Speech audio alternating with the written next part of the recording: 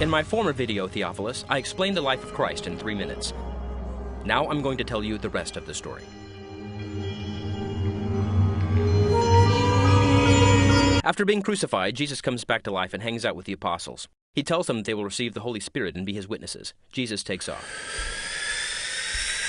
The disciples are gathered together on Pentecost when the Holy Spirit arrives. Tongues of fire hover over them, hence the logo.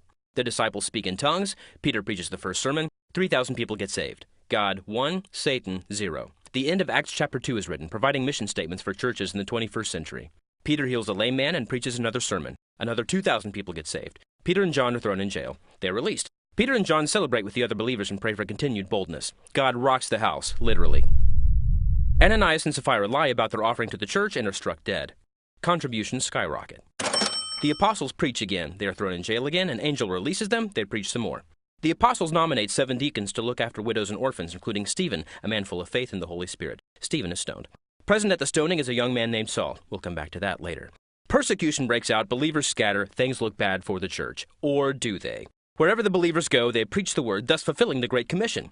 God 2, Satan still 0. Philip meets a eunuch, the eunuch is baptized. Meanwhile, Saul is on his way to persecute believers in Damascus when Jesus appears. Saul is blinded, Saul is healed. Saul repents and begins preaching to the same people he intended to persecute. God 3, Satan, well, you get the idea. Peter has a vision of unclean animals. Peter has an encounter with unclean Gentiles. He gets it. God has extended salvation to the Gentiles. Major game changer. Herod is eaten by worms. Barnabas and Paul start working together, traveling and preaching the word. By the way, I'm going to call Saul Paul now. I don't have time to explain why.